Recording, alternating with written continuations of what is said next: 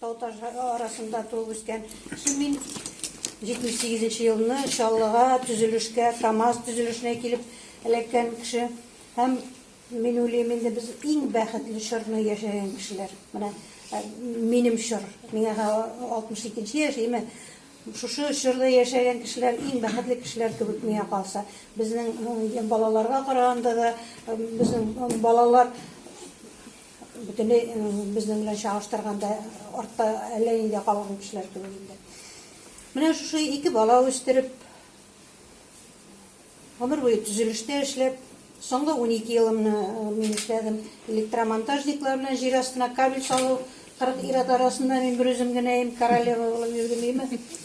Көнлеккә кулда көрәк, эштә спецовка. Шулай да менә 30-ның теге ягына чыкканнан соң бу тормышта күпме генә гомер буе эшлисең, ашыйсың. Шулай да нәрсәдер җитми, нәрсәне дә үзгәртәсе килә иде. Мин 48 яшымда кулыма каләм алдым. Бер дә уйламаганда язырга да, алай язучы булырга хыялланган әйберем түгел. Бу тормышның ничектер нәрсәдер үзгәртәсе килде. Битен гаиләдә төрле вакытлар була, төрле чаклар була. Менә шу аңлашылмый торган гаиләнең бик авыр бер мәлендә йоклый алмаенча, теге шул хәтле интегеп мин чыгып утырдым кухня өстәленә. Мен берәрсенә хат булса да языйм, ничек чыгу юлын таба алмыйм. Һәм шул вакытта нишләптер төнге беренче яртыда кулыма шушы каләмне тотып утырам, мин сөмбелне яза башладым. Бу Алла Тәгаләнең мәсиңа дигән вакытына туры килгәндә. Башкача мин аңлата алмыйм, чөнки мин гомеремдә бер әйбердә язып караган кеше түгел. Мәктәптә дә мин 10-ны бетердем дә эшкә кердем, бүтән бер җирдә дә укымадым да. Һәм шул ук вакытта мин иртәнге саат 7-нче яртыда уже 7-дә эшкә барырга кирәк. Мин 30 бит кызу ниләрдер язып киттем. Һәм инде эшкә киткән вакытта мин сөмбелне җитәкләп киттем. Шушы беләсез, менә тормышта шушы авыр хәлләрдән котылу, хәтта китапта да тиз генә менә кичтән бәхетсез булып ятып, иртән бәхетле булып торып булмай.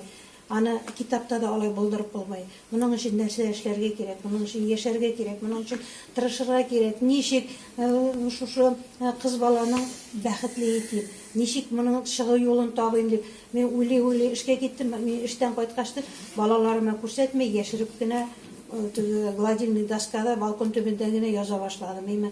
Бу килеп кергән миңа таныш булмаган әдәбият, ул хәтле мин үлеп бетеп китап укып торган кеше дә түгелмен.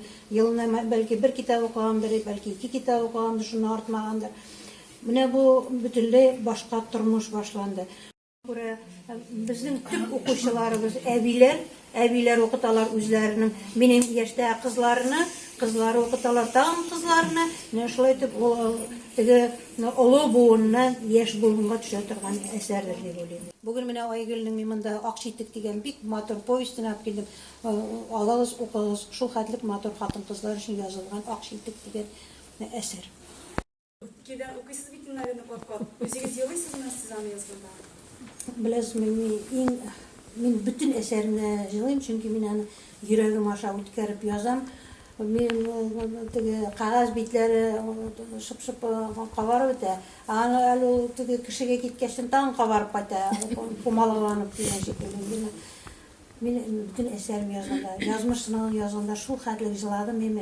Аннан соң иптәшем аның нидән соң өйдә утыра башлады, инде инвалидность булган чыкты да, өйдә утырган вакытта ул миңа тәрҗемә итә башлады, шушы язмыш сынагын. Ул сөйли, мин җылый тыңлыйдым эштән кайткач. Менә эштән кайтам, ул тәрҗемә иткәнне өчен сөйли, мин тыңлыйм. Менә үзәккә үткән андагы балаларның язмышы, аларның шул хәтлек сагынулары, мин йөрәгем аша үткәреп яздым. Шуңа күрә мин бер генә китапны җыламыйча язганым юк. Менә хатын-кызның бүтән уе гаиләсе. Мин дә өзгәләр нәрсә икәнен белмим, билгесезлек шул хәтлек митә. Бу инде 2000 елларның башында иде. Һәм әкренләп безнең арадан 3 хатын китеп тә бардылар инде. Калган икесен белмим. Гомумән мин алар белән хәзер инде теге бөтенләй аралашмыйбыз дигән кебек инде. Әмма ләкин шушында бергә булган хатыннар, син бит анда бер-береңнән бер нәрсә яшермисең, уртага салып сөйләшәсең. Шушында яткан кешеләр белән бүлешәсең, нитәсең, имеш, бер-береңне юатасың, ничек тә менә шушында булган кешеләр бу китапка шушы онкология вакытында бүтән булган кешеләр килделәр.